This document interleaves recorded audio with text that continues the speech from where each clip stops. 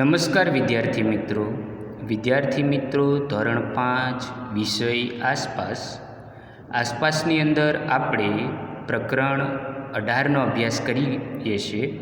આજે સ્વાધ્યાય પોથીના પ્રશ્નોત્તરનો અભ્યાસ કરીશું. પ્રકરણ 18 હવે અમે ક્યાં જઈએ? તો નીચેના દરેક પ્રશ્નના ઉત્તર માટે આપેલા વિકલ્પોમાંથી સાચો વિકલ્પ શોધીને તેનો ક્રમ, અક્ષર અને પ્રશ્નની સામે આપેલ ખાલી જગ્યામાં લખો. અનુજને પોતાનું ગામ ખેડી શા માટે છોડવું પડ્યું હતું? તો નદી પર બંધ બાંધવાનો હોવાથી. અનુજને પોતાનું ગામ ખેડી નદી પર બંધ બાંધવાનો હોવાથી છોડવું પડ્યું હતું.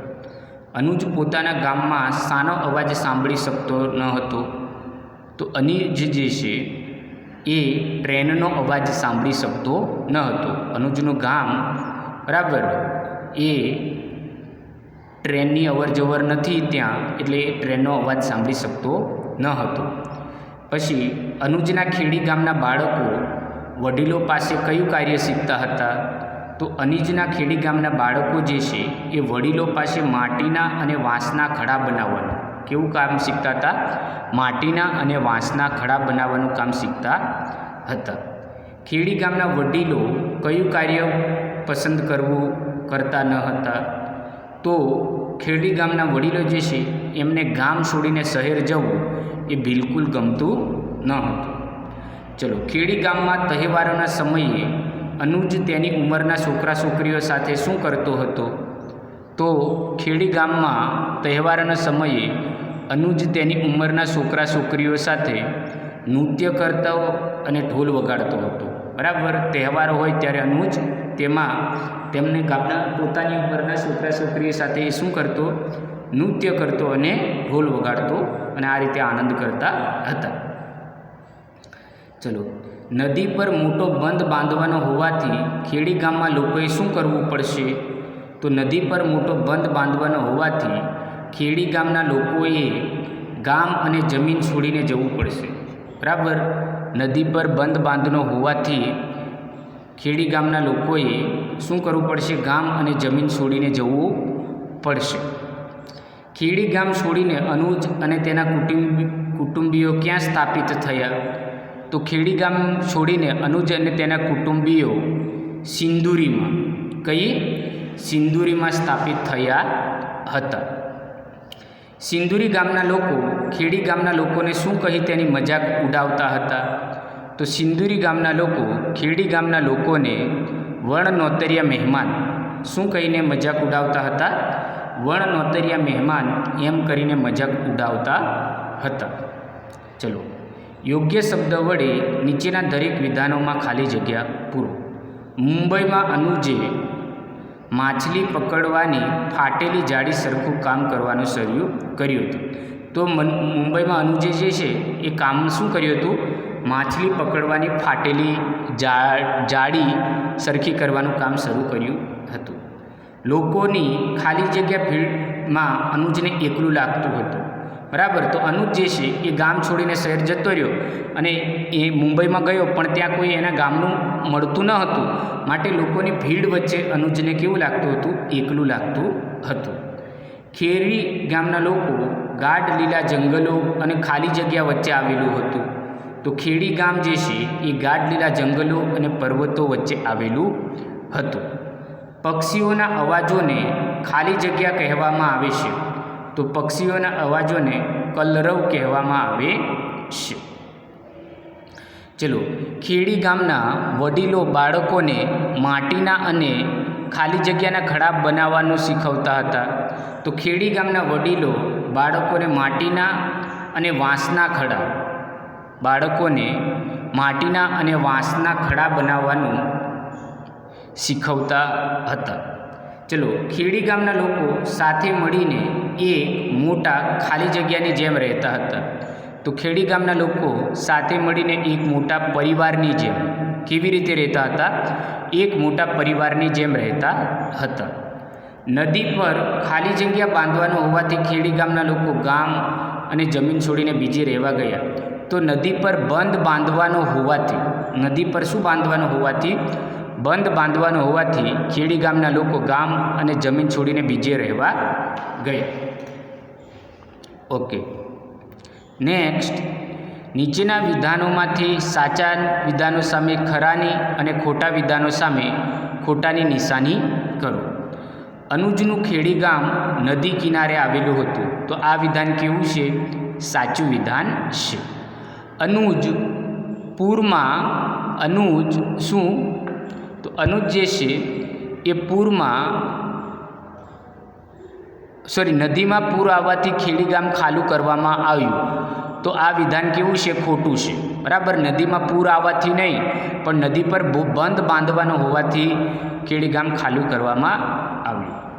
ત્રીજું, ખેડી ગામના વડીલો બાળકોને નૃત્યો અને ઢોલો વગાડતા શીખવાડતા હતા, તો આ વિધાન કેવું છે? સાચું છે. બરાબર, બાળકોને ત્યાંના વડીલો જે છે એ નૃત્ય અને ઢોલ વગાડતા શીખવતા હતા.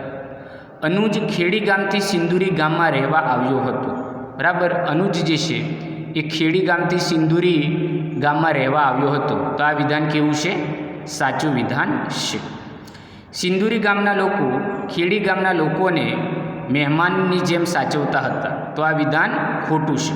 બરાબર, ખેડી ગામના લોકો, સિંદુરી ગામના લોકો ખેડી ગામના લોકોને મહેમાનની જેમ સાચવતા ન હતા પણ અપમાન કરતા હતા. શું કહેતા હતા? વણ નોતરીય મહેમાન. શું કહેતા હતા? વણ નોતરીય મહેમાન એમ કરીને અપમાન કરતા હતા. મુંબઈમાં અનુજે નવું મકાન ખરીદ્યું હતું, તો આ વિધાન પણ કેવું છે? સાચું વિધાન, ખોટું વિધાન છે.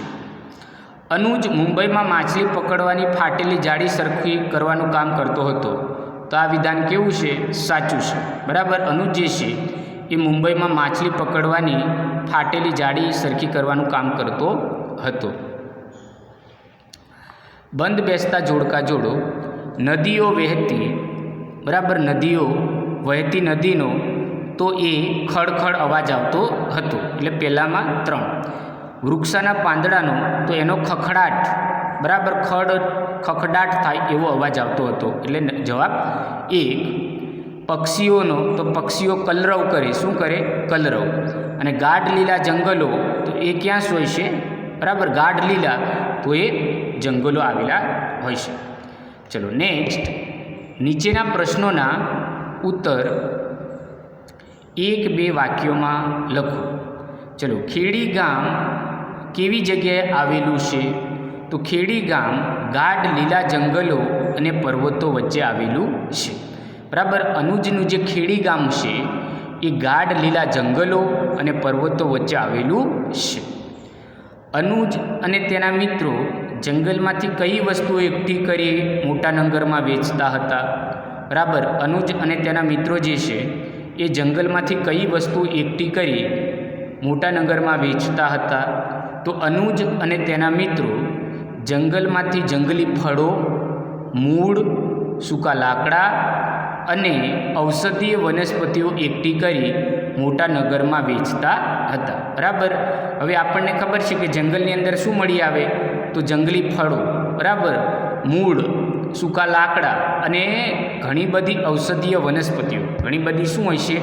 ઔષધીય વનસ્પતિઓ. બરાબર, એ એકઠી કરીને એ લોકો, બરાબર, મોટા નગરોની અંદર વેચતા હતા. ચલો, ખેડી ગામના લોકો જંગલમાંથી એકઠી કરેલી વસ્તુઓ વેચીને મળેલા પૈસામાંથી શું ખરીદતા હતા? હવે ગામ જે છે, ખેડી ગામ છે, એ જંગલો અને પહાડોની વચ્ચે આવેલું છે. બરાબર, ત્યાંના લોકો પૈસાદાર ન હતા પણ ગરીબ હતા. બરાબર, તો એ લોકો પોતાની આજીવિકા માટે જંગલમાંથી જે ફળો હોય, મૂળ હોય, સૂકા પાંદડા હોય, ઔષધીય વનસ્પતિઓ એ શહેરમાં વેચતા અને એ જે પૈસા મળે તેનો શું કરતા હતા? તો ખેડી ગામના લોકો જંગલમાંથી એકઠી કરેલી વસ્તુઓ વેચીને મળેલા પૈસામાંથી એ શું કરતા? મીઠું, તેલ, ચોખા, કપડાં વગેરે જેવી જીવન જરૂરિયાતની વસ્તુઓ ખરીદતા હતા. બરાબર, હવે આપણને ખબર છે કે ગામડાની અંદર જો આવું ગામ હોય જે ત્યાં પૂરતા પૈસા મળતા નથી, એ લોકોની આજીવિકા જંગલ હોય છે.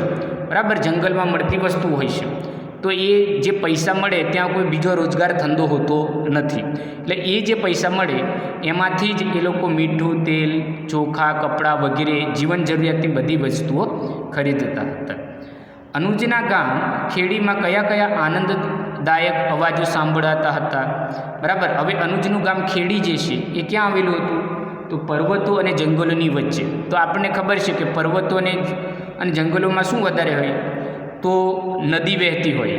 બરાબર. નદી વહેતી હોય, વૃક્ષોના મોટા મોટા વૃક્ષો હોય તો વૃક્ષોના પાંદડાનો અવાજ આવતો હોય. બરાબર. અને અલગ અલગ પક્ષીઓ જે છે એ અલગ અલગ અવાજ કાઢતા હોય, એનો અવાજ આવતો હોય છે. તો અનુજના ગામ ખેડીમાં વહેતી નદીનો ખડખડ અવાજ, અનુજનું ગામ ખેડી જે છે એમાં વહેતી નદીનો ખડખડ અવાજ, વૃક્ષોના પાંદડાનો ખખડાટ,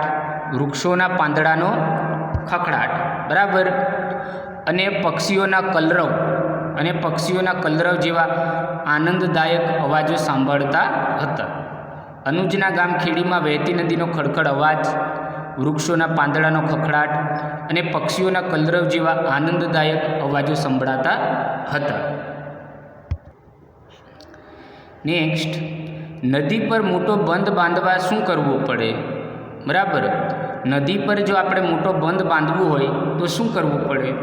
તો નદી પર મોટા બંધ બાંધવા માટે નદીનો પ્રવાહ રોકવા કોન્ક્રીટની મોટી અને મજબૂત દિવાલ બનાવવી પડે. બરાબર. હવે આપણને ખબર છે કે નદીની અંદર પાણીનો પ્રવાહ કેટલો બધો હોય. બરાબર. નદીને પાણી અંદર જો હોય તો એને રોકવું હોય તો એ ગમે તેમ આપણે રોકી ના શકીએ. બરાબર. અને એમાં કંઈ નાની પાતળી દિવાલ પણ નહીં ચાલે. તો નદી પર મોટો બંધ બાંધવા માટે નદીનો પ્રવાહ રોકવા કોન્ક્રીટ, બરાબર, કપચીની, બરાબર, નાની એવી નહીં પણ મોટી અને મજબૂત, બરાબર, કેવી દિવાલ બનાવવું પડે? મોટી અને મજબૂત દિવાલ બનાવવી પડે. બરાબર. ગમે તેવી દિવાલ નહીં ચાલે, એના માટે મોટી અને મજબૂત દિવાલ બનાવવી પડે.